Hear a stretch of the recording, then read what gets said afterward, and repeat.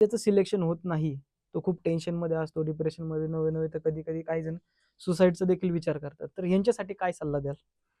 आता समाजामध्ये हे एक प्रमाण फार वाढताना दिसतंय, की तुम्ही एखादी गोष्ट ठरवता, त्या गोष्टीमध्ये हं, अपयश आलं. आत्महत्या हा कुठल्या गोष्टीवर सोल्युशन नाहीये. हं, कुठल्याच गोष्टीचं समाधान किंवा पर्याय नाही येतो. तर तुम्ही फार कमकुवत आहात. जी लोकं आत्महत्या करतात ना, ती मनाने फार कमकुवत आहे असंच मी म्हणतो. ज्या आई-वडिलांनी तुम्हाला जन्म दिलेला आहे, हं, हं, ज्यांनी आपल्या डोळ्यामध्ये काहीतरी स्वप्न पाहिलेले आहे तुमच्याविषयी. तुम्ही एकदा हं, आत्महत्या करता, त्या टायमाला तुमच्या डोळ्याच्या समोर तुमचे आई-वडील येत नाही का? हं. त्यांची स्वप्न दिसत नाही का? बरोबर. तुम्हाला तुमचे मित्र, मैत्रिणी दिसत नाही का? हं, हं, हं. सडनली डिसिजन घेता तुम्ही. हे सगळं चुकीचं आहे. हं, हं, हं. तुम्ही स्वतः ज्यावेळेस मनाने परिपक्व असताना त्यावेळेस हे डिसिजन तुमच्या जवळ येत नाही. हं, हं. अपयश हे अंतिम नाहीये बरोबर.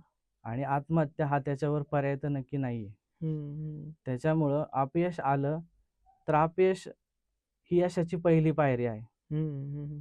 बरोबर. अपयश कुठला व्यक्ती आहे, की ज्याने पहिल्या अटेम्प्टमध्ये त्याला यश मिळालेलं आहे?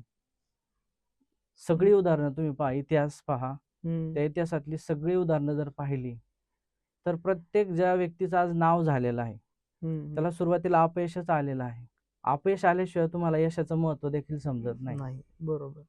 आणि जो व्यक्ती प्रयत्न करतोय आणि त्याला यश येतं, त्याला यशाचा अहंकार पण चढता कामा नये, बरोबर. हं. की आपण विजयी झालेलो आहे किंवा यश आपल्याला मिळालेलं आहे. बऱ्याच जणांना त्याचा अहंकार देखील असतो. तर हं, हा हं. अहंकार अजिबात बाळगता कामा नये हं. आणि जे अपयश आलेले आहे त्यांनी अधिक आपण ज्या काही चुका केलेल्या आहेत, त्या चुका हं. दुरुस्त करायला शिकलं पाहिजे. हं, हं.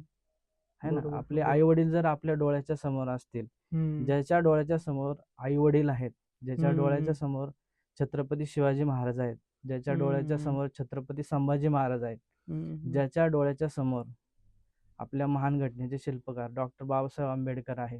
हं. त्यांचं आयुष्य पहा. या सगळ्या महापुरुषांच्या आयुष्यामध्ये त्यांना स्ट्रगल आहे.